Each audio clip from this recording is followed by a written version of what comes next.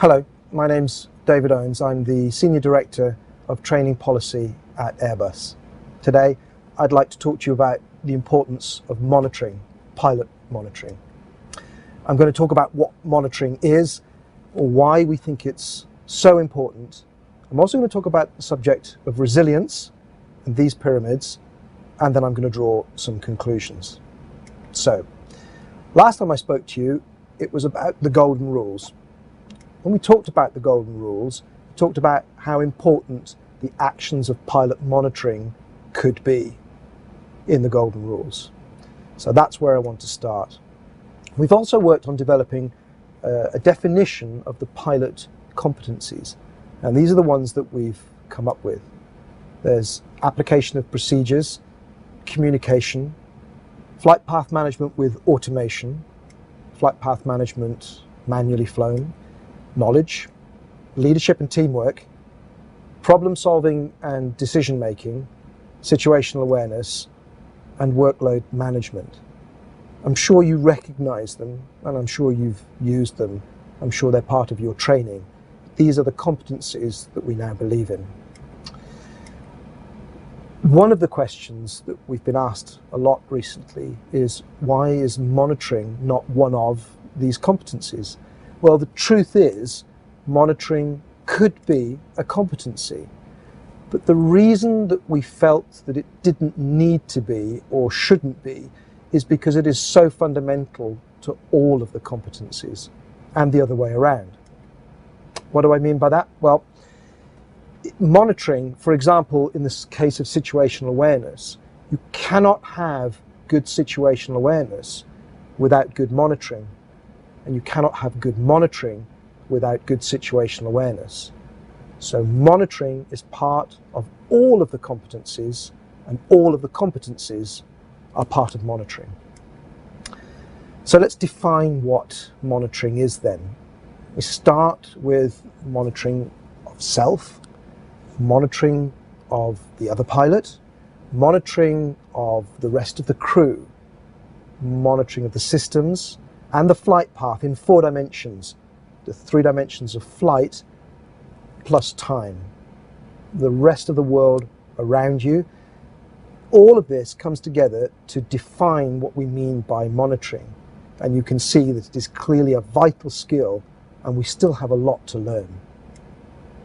What do the psychologists say about monitoring? Well, they make a very clear definition. They say that it's the observation and interpretation of flight path data, configuration status, automation modes, and onboard systems appropriate to the phase of flight. It involves a cognitive comparison against the expected values, modes, and procedures. It also includes observations of other crew members and timely intervention in the event of deviation. The important point there, it is not just a passive element, but it is active, monitoring and doing something about it.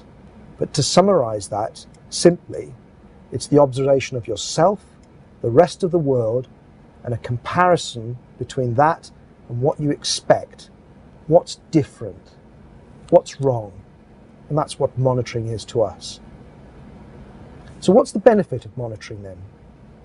Well, let's start by saying what monitoring is not. It is not the cause of an accident. It's the opposite. It can help prevent accidents. All of you are aware of this model, the Swiss cheese model developed by Professor James Reason. Monitoring is one of the layers in this model. And generally, the more monitoring that we can do, the safer our situation will be.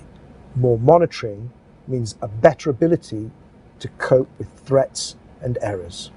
That's what monitoring means to us as pilots.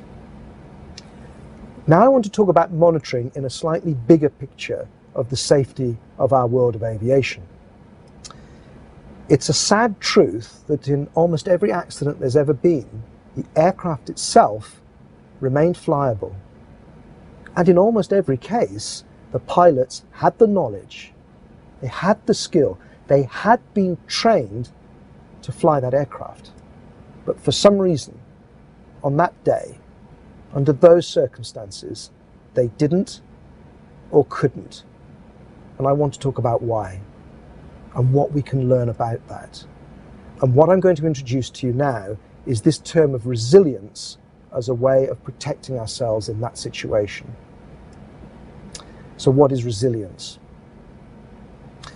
Let's start with a very simple definition of resilience. Let's say it's the culmination of all of our experience, all of our training, and all of our ability. It's the competencies that I've just mentioned, but applied in real life and in real time.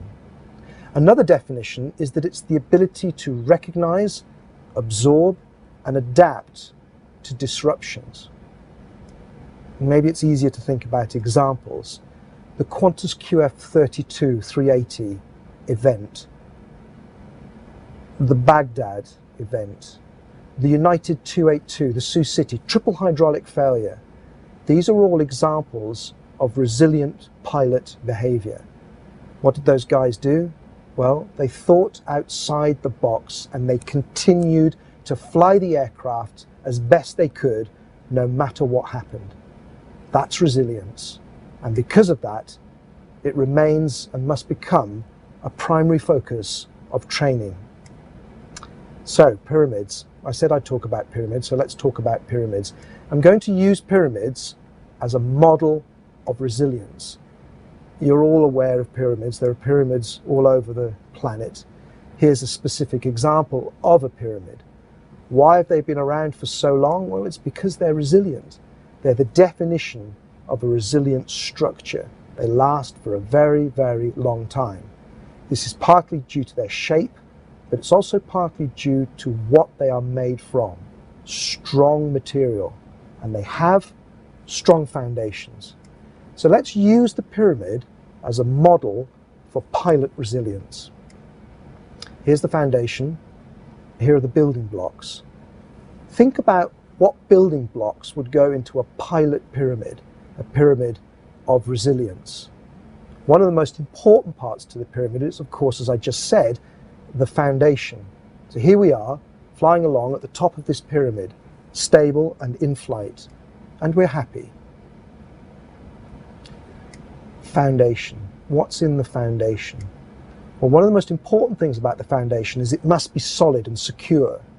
If there's one brick missing, the whole structure could crumble. So let's put that brick back. We believe today that the foundation is manual flying. But we also believe that the next layer and the next layer are things such as automation, navigation, communication, task sharing, situational awareness.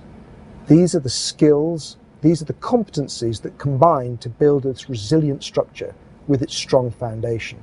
Things will come along and try and knock us off the top of this pyramid. And I'm sure you've experienced them and you can imagine what they are. There are many. Examples include threats or errors, distractions, the startle factor, and even fatigue can come and knock us off the top of the pyramid. And when they come, this is what can happen. We start to fall down the side of the pyramid. Hopefully something will stop us from falling too far, will trap us at this point. And I believe that one of the things that can do that is good monitoring. Monitoring can stop us from falling any further. And there's a key line on this pyramid, and it's here in red. This line is the line below which we must never fall. Because if we fall below that line, we're violating golden rule number 1. We stop flying. And that's when accidents happen. The pyramid has a resistance down the side that stops us from falling. It's made up of many things. One of them, of course, is the monitoring that I've just talked about. Other things include the competencies that I mentioned and the golden rules that I've talked to you about before. When they combine, when they work together, when we apply our training, that's when we build resilience. There's another key element to resilience, and that's experience. Here are two pilots, a cadet, well-trained but inexperienced, and a test pilot, highly experienced. And their pyramids may look something like this. The young cadet's pyramid is nearly vertical. Not much of a disturbance will cause his abilities to fall a long way down, whereas test pilots are trained to keep performing at a very high level no matter what distractions or threats or errors come along. So we can say that experience is a key link to resilience. So to conclude, monitoring is a vital skill for safety. The more we do, the better that will be. But therefore it must be trained and it must be assessed. Resilience is a model for operators and training organizations. But what can we do as individual pilots to enhance the situation? Well, first and foremost, remember those golden rules. Apply them and it will build a resilient situation. But finally, we have a professional responsibility as pilots to be resilient, to keep our knowledge, to keep our skills, and to keep our attitude at the highest possible level. And never forget, always fly the aircraft. Thank you.